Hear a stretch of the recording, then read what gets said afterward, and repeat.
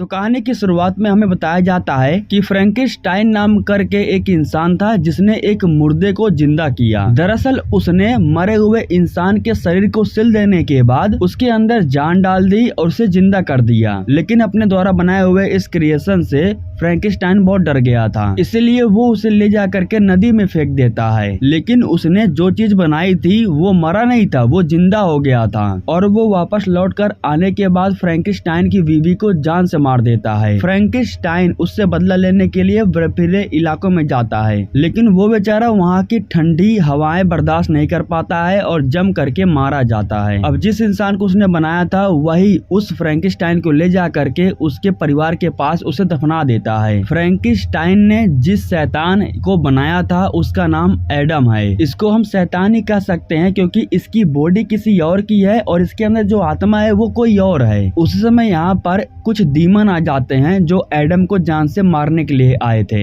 और इन लोगों को नेबेरियस ने भेजा था। फाइट के दौरान एडम इन डीमन के ऊपर हमला करता है और ये डीमन आग बन करके हवा में उड़ जाते हैं। लेकिन यहाँ पर बहुत सारे डीमन थे जो लगातार एडम के ऊपर हमला करने लगते हैं। ठीक उस समय यहाँ पर गारगोल के शैतान आ जाते हैं जो इन डीमंस को अच्छा सबक सिखाते हैं। गारगोल के शैतान और नेबेरियस के डीमंस इन दोनों के बीच में लड़ाइयाँ होती रहती हैं। एडम जख्मी हालत में था और इन लोगों को एडम के पास एक डायरी मिलता है। डायरी के अंदर सब कुछ लिखा हुआ था कि एडम को किस तरीके से बनाया गया है। ये डायरी फ्रैंकेनस्टाइन का था। अब ये शैतान एडम को उठा करके अपने गारगोल साम्राज्य में लेकर के आते हैं, जहाँ उसकी मुलाकात इनकी महारानी लियोनोर से होती है। उनका जो रक्षक है गिडेन वो एडम से पूछता है कि जिन लोगों ने तुम पर हमला किया वो कौन थे। एडम कहता है कि मुझे नहीं पता और उन लोगों ने मुझ पर हमला क्यों किया था ये भी मुझे नहीं पता है। लियोनोर जब एडम को देखती हैं तब वो समझ जाती हैं कि वो इनका ही मेहमान है। इसके बाद वो एडम को बताती हैं कि जिन लोगों ने तुम पर हमला किया था वो नेबेरियस के डीमंस थे। वो बुराई फैलाते हैं और हम बुराइयों को खत्म करते हैं। इसलिए जब वो मर जाते हैं तो वो आत्मा बन करके नरक लोक में जाते हैं और अगर हमारी मौत होती है तो हम सीधा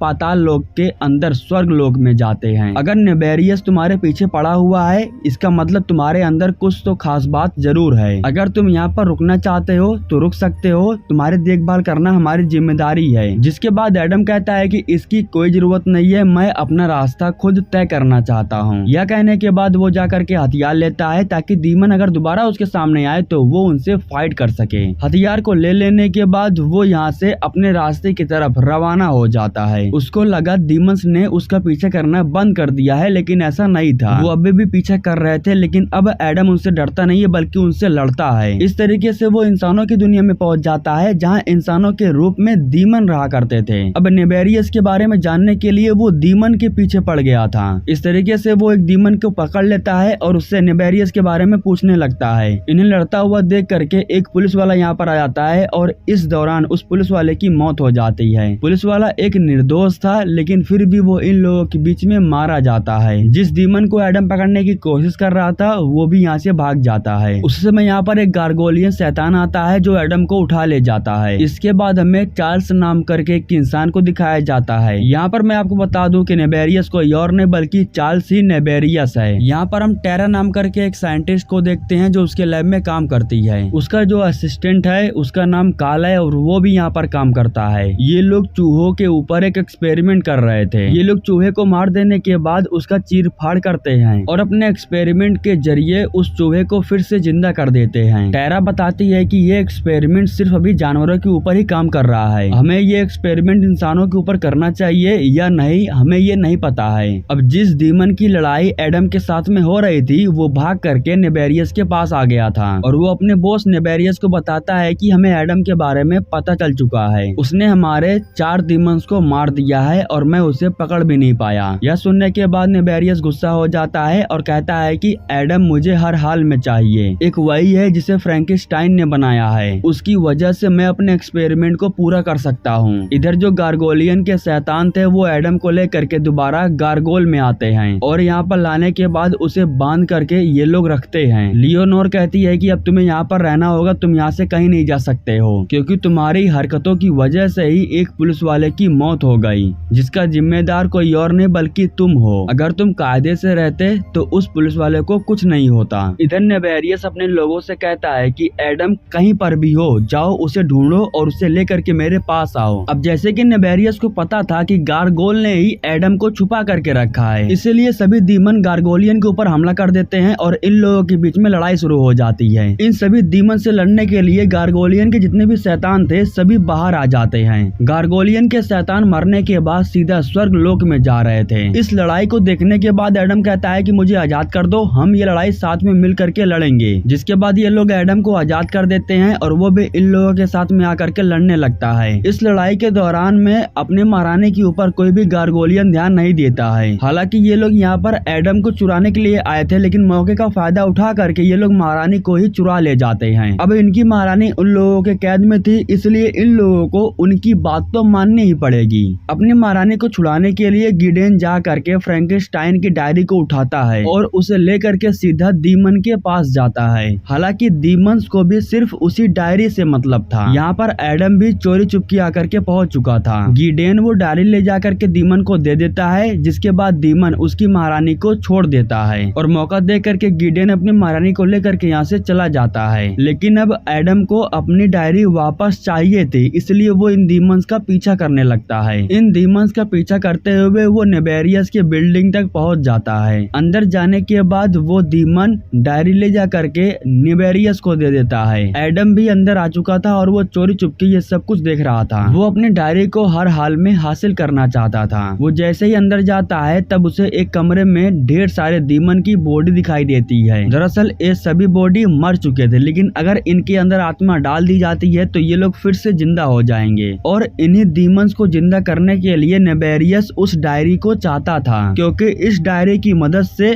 टेरा पता कर सकती है कि फ्रैंकेनस्टाइन ने एडम को कैसे जिंदा किया, और बिल्कुल इसी तरीके से नेवेरियस भी अपने डीमंस को जिंदा कर सकता है। हालांकि उनके साइंटिस्टों को नहीं पता है कि नेवेरियस ढेर सारे डीमंस को जिंदा करने वाला है। एडम अपनी डायरी को हासिल करने के लिए इनके लैब तक आकर के पहुंच जाता है। लैब के अंदर आने के बाद वो सीधा टेरा के सामने जाता है और उस डायरी को घूरने लगता है। टेरा उसे डायरी वापस कर देती है, लेकिन उसी समय यहाँ पर ढेर सारे बॉडीगार्ड आ जाते हैं। तभी यहाँ पर नेवेरियस आता है और वो एडम से कहता है कि वो डायरी मुझे दे दो। उस डायरी की मदद से मैं दुनिया का भला करना चाहता हूँ। अगर तुम हमारा साथ देते हो तो हम साथ में मिल करके इस दुनिया पर राज करेंगे। मैं तुम्हारे जैसा ही ढेर सारा बनाना चाहता हूँ जिन्हें कोई नहीं मार सकेगा। तभी एडम कहता है कि तुम जो करने वाले हो इससे दुनिया में कभी जंग खत्म नहीं होगा। यह कहने के बाद वो खिड़की से जंप करके वहाँ से भाग जाता है। इसके बाद नेवेरियस अपने डीमन से कहता है कि मुझे एडम जिंदा या मुर्दा चाहिए। जिसके बाद टेरा कहती है कि अगर एडम को अच्छे से जांच करना है तो उसे जिंदा ही लेकर के आना, क्योंकि तभी मैं पता कर सकती हूँ कि उसके शरीर के अंदर ऐसा क्या है जिससे वो जिंदा है। अब काम खत्म हो जाने के बाद रात के समय में टेरा अपने घर की तरफ जाने लगती है, लेकिन टेरा को नहीं पता था कि एडम काफी समय से उसका पीछा कर रहा है। एडम कहता है कि डरने की जरूरत नहीं है, मैं तुम्हें नुकसान नहीं पहुंचाऊंगा। इसके बाद वो टेरा को बताता है कि तुम्हारे जरिए नेवेरियस ढेर सारे डीमंस को फिर से जिंदा करने वाला है। अगर तुम ऐसे ही उसका साथ देती रहोगी तो वो अपने मिशन में कामयाब हो जाएगा। डीमंस की आबादी बढ़ जाने के बाद गारगोलियन भी उसे नहीं रोक पाएंगे और फिर एक समय आएगा जब दुनिया में सिर्फ डीमंस का ही राज होगा। ठीक उस समय यहाँ पर एडम का पीछा करते हुए एक डीमन आ जाता है। अब एडम और उस डीमन के बीच में काफी जबरदस्त फाइट होती है। वो डीमन एडम को ऊपर से नीचे गिरा देता है, जिसकी वजह से एडम जख्मी हो जाता है। एडम के पास से डीमन वो डायरी ले लेता है और इसके बाद वो उसे जान से मारने वाला था, लेकिन तभी टेरा कहती है कि उसे मारो मत, हमें वो जिंदा चाहिए। इस दौरान जब डीमन का ध्यान भटका हुआ था तब एडम अपना खंजर बाहर निकाल लेता है। वो डीमन बेचारा इस बात से बेखबर था और मौका देख करके उसी खंजर से एडम उसके ऊपर हमला कर देता है, जिसकी वजह से उस डीमन की मौत हो जाती है और वो नर्क लोक में चला जाता है। इसके बाद टेरा एडम को एक कमरे में लेकर के जाती है और उसका मलहम पट्टी करती है, क्योंकि वो जख्मी हो गया था। इधर जो नेवेरियस था उसको भी मालूम चल जाता है कि जिस शैतान को उसने भेजा था एडम को मारने के लिए वो मारा जा चुका है। उसी समय टेरा के फोन पर एक कॉल आता है जिसको कार्ल ने किया था।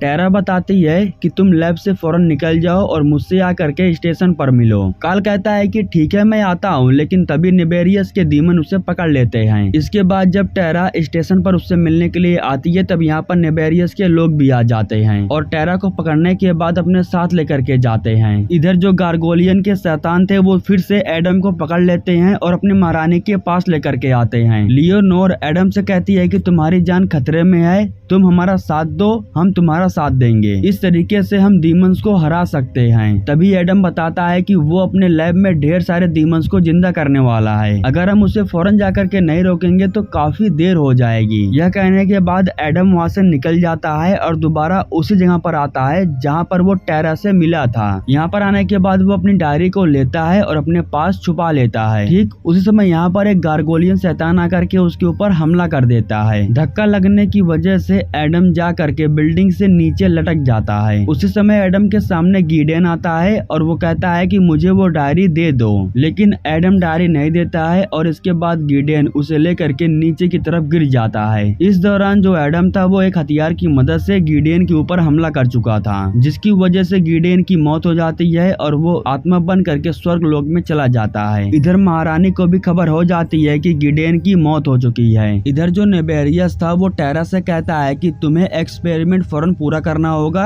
वरना मैं काल को जान से मार दूंगा। अब काल को बचाने के चक्कर में वो इंसानों के ऊपर एक्सपेरिमेंट शुरू कर देती है। अब टेरा को ना तो एडम की जरूरत थी न एडम की डायरी, क्योंकि टेरा को पता चल गया था कि मुर्दों के अंदर आत्मा को कैसे डालना है। इस एक्सपेरिमेंट को करने के बाद सिर्फ एक मुर्दा जिंदा नहीं होगा बल्कि जितने डीमंस है वो सभी जिंदा हो जाएंगे, क्योंकि एक्सपेरिमेंट सिर्फ एक इंसान के ऊपर हो रहा था, प्रभाव सभी डीमंस के ऊपर पड़ने वाला था। डायरी से छुटकारा पाने के लिए एडम उस डायरी को ही जला देता है और इसके बाद वो दोबारा नेबेरियस के बिल्डिंग के पास आता है टेरा को बचाने के लिए। एडम को रोकने के लिए नेबेरियस के ढेर सारे डीमन बाहर आ जाते हैं, लेकिन यहाँ हम देखते हैं कि गार्गोलियन के जितने भी शैतान थे वो भी एडम के साथ में थे। एडम के साथ मिल करके डीमन से फाइट करते हैं और उन्हें हरा देते हैं। इसके बाद एडम अंदर चला जाता है लैब में टेरा को बचाने के लिए और उस एक्सपेरिमेंट को भी रोकना बहुत जरूरी है, क्योंकि एडम को पता है अगर वो एक्सपेरिमेंट पूरा हो जाता है तो सभी डीमन जिंदा हो जाएंगे।